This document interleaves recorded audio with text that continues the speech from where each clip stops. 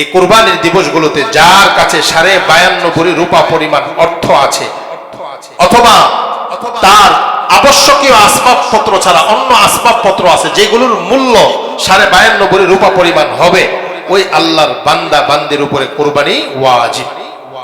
কুরবানি এর অর্থই হলো নৈকট্য অর্জন করা। বলেন কুরবানির অর্থ কি? বলেন নৈকট্য অর্জন করা। ইয ক্বাররাবা কুরবানা, কোরআনে কারীমেও আসছে।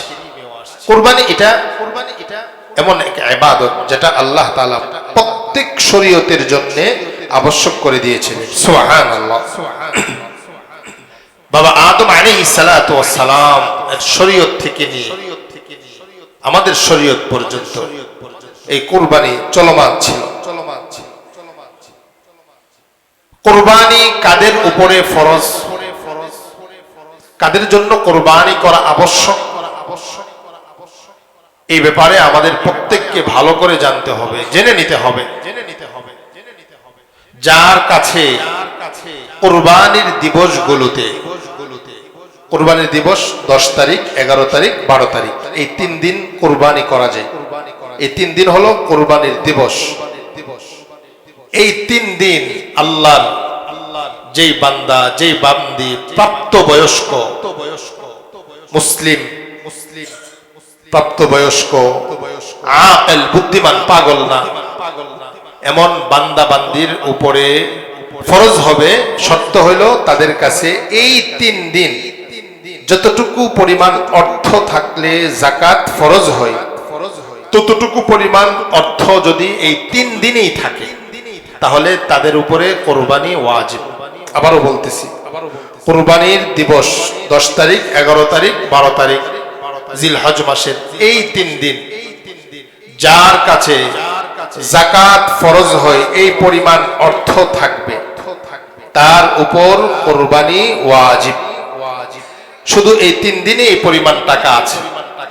যাকাতের ক্ষেত্রে 1 বছর অতিবাহিত হতে হয়, তারপর বে অতিরিক্ত যেই টাকাগুলো আছে এইগুলোর উপরে যাকাত ফরজ হয়। আর কুরবানির দিনগুলোতে যার কাছে কতটুকু পরিমাণ হইলে যাকাত ফরজ হয় এটা আমরা শুনেছি, তারপরেও বলে দিই।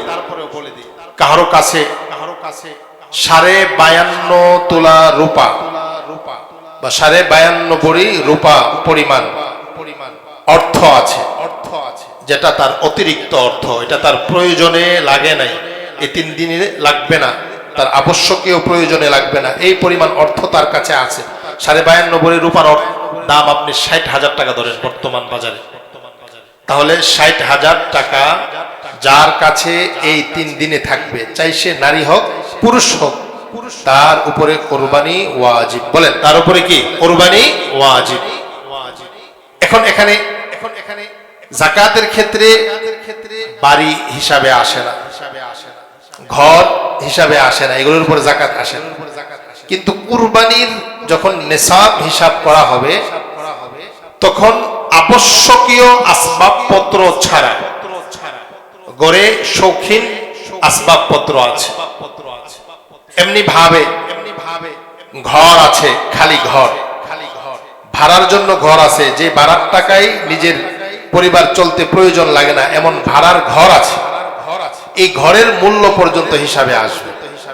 যাকাতের সাথে এটার এতটুকুই পার্থক্য।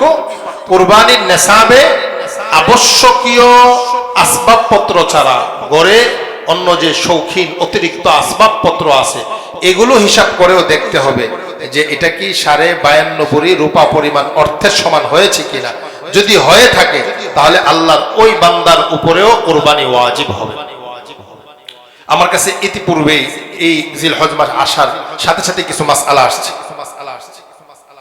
যে ঘরের একজন কুরবানি করেন, ঘরের আরো বাকি যারা আছে তাদের উপরেও কুরবানি আবশ্যক ওয়াজিব না। আমাদের প্রত্যেককে খেয়াল করতে হবে, আমার অর্থ, আমার স্ত্রীর অর্থ, আমার সন্তান যে প্রাপ্তবয়স্ক তার অর্থ, প্রত্যেকের অর্থগুলো হিসাব করতে হবে। হিসাব করার পরে দেখতে হবে তার অর্থ যদি 52.5 ভরি রূপা পরিমাণ হয় এই 3 দিবসে, যেন তার কোনো প্রয়োজনে আসে না, তাহলে এই বালেগ পুরুষ বালেগ নারী তার উপরে কোরবানি ওয়াজিব হবে। এখন আমাদের সমাজে এটা হয়, বাবার পক্ষ থেকে 2 লাখ টাকা দিয়ে দিছেন, কোরবানির পশু ক্রয় করে আনছেন, আনার পর উনি নিজের নাম, সন্তানদের নাম, স্ত্রীর নাম, এক পশুতে 7 জনের নাম দেওয়া যায় সর্বোচ্চ, সকলের নাম দিয়ে দিছেন, তাদেরকে বলছেন যে তোমাদের পক্ষ থেকে আমি নাম দিয়ে দিলাম, তারাও সম্মতি দিছে, তাহলে তাদের পক্ষ থেকেও কোরবানি আদায় হয়ে যাবে। সুবহানাল্লাহ বলেন, সুবহানাল্লাহ। কত হলো সম্মতি লাগবে? বাবা ছেলের পক্ষ থেকে কোরবানি করে দিচ্ছেন, স্বামী স্ত্রীর পক্ষ থেকে কোরবানি করে দিচ্ছেন, স্ত্রীকে বলতে হবে তোমার উপরে যে ওয়াজিব এই কোরবানি, এটা আমি কি করতেছি, কিনে দিতেছি, আর সে সম্মতি দিল, তার অনুমতি ক্রমে এই কোরবানি আদায় হয়ে যাবে।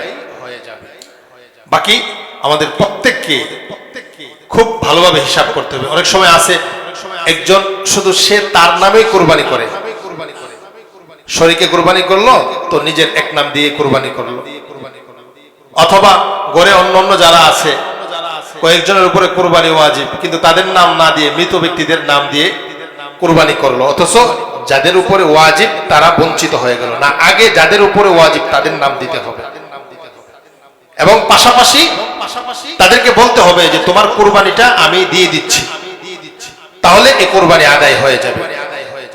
এই জন্য এমন যেন আমাদের না হয়, আমাদের না জানার কারণে আমার উপরে কোরবানি ওয়াজিব আমি জানি না, হিসাবই করলাম না, আমার বাবা কোরবানি দিতেছে, আমার ভাই কোরবানি দিতেছে, বাস এটাকে যথেষ্ট মনে করে নিচ্ছি, না, এমনটা হবে না। প্রত্যেকের উপরে, প্রত্যেকের অর্থ যার সামর্থ্য এবং যার নিসাব হয়ে গেছে, প্রত্যেকের উপরে আলাদাভাবে কোরবানি ওয়াজিব হয়। তবে ওইটা ভিন্ন মাসআলা যে ছেলের পক্ষ থেকে বাবা দিয়ে দিচ্ছেন, ছেলে অবগত আছেন, অনুমতি দিয়েছেন, আদায় হয়ে যাবে, কিন্তু এর আগে আমার উপরে যে ওয়াজিব এটা তো জানতে হবে। এটা অবহেলার কারণে আমার স্ত্রী জানে না, আমার সন্তান জানে না, আমার বোন জানে না, আমার মা জানে না, তার অর্থ আছে, তার উপরে যে কোরবানি ওয়াজিব তিনি জানেন, এমনটা যেন না হয়।